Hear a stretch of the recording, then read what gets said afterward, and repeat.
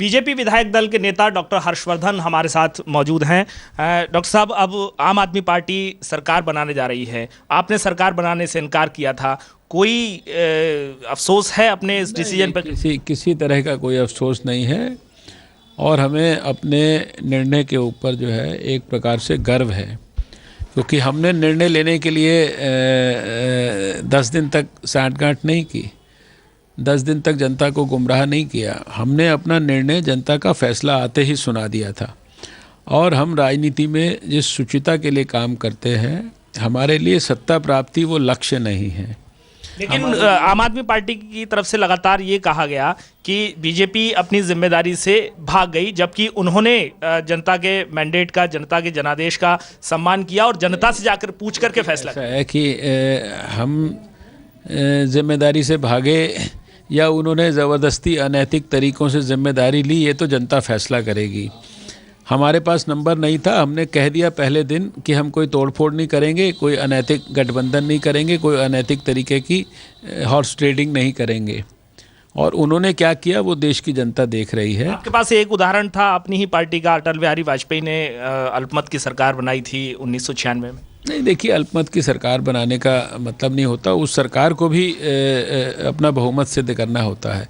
खाली सरकार बनाने के लिए सरकार बनाना नहीं है, लेकिन सरकार जो है वो चलने की स्थिति में भी होनी चाहिए। अगर 7 दिन के अंदर आप मेजॉरिटी सिद्ध नहीं कर सकते तो सरकार नहीं चल सकती।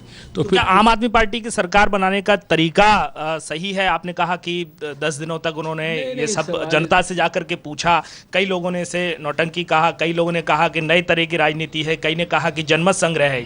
अब देखिए, बात यह है कि 1,81,00,000 लोगों ने वोट देकर फैसला करा था अपना जो है वो जनमत संग्रह कौन सा है, और उसके बारे में अब मुझे कुछ कहने की ज़रूरत नहीं है।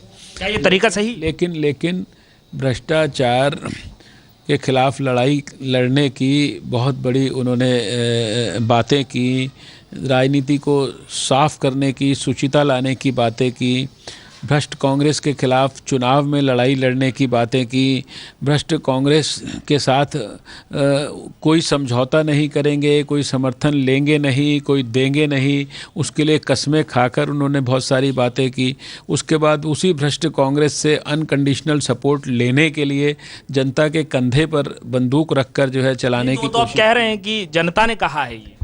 ठीक है ना, तो ये तो अब जनता को समझ में आएगा थोड़े दिन के बाद कि जिस भ्रष्ट कांग्रेस को हटाने के लिए उन्होंने अपना जो है जनादेश दिया था, उसी भ्रष्ट कांग्रेस के साथ मिलकर आम आदमी पार्टी सत्ता के कॉरिडोर में बैठी है। तो आम आदमी पार्टी सरकार चला पाएगी? चूंकि आप एक बहुत एक्सपीरियंस्ड पॉलिटिशियन हैं और वो सारे लोग जो हैं, भले कि उनके विधायक हों, अरविंद केजरीवाल हों, वो एडमिनिस्ट्रेटिव तौर पर नौसिखिए हैं। नहीं, देखिए, हम किसी के बारे में ये कहें वो नौसिखिया है, वो सरकार नहीं चला पाएगा, ये हमारी ना सोच है, ना ये हमारी संस्कृति है, ना ये हमारा संस्कार है। बड़ी चुनौती है अरविंद केजरीवाल के सामने। हम तो उनको जो वो चुनौती तो कितनी बड़ी है वो खुद उनको उसका एहसास होगा, लेकिन हम उनको अपनी पूरी शुभकामनाएं देते हैं। चलाएं सरकार और जनता के साथ और सहयोग भी देंगे शुभकामना के साथ। जनता हमसे सलाह मांगेंगे तो ज़रूर सलाह देंगे।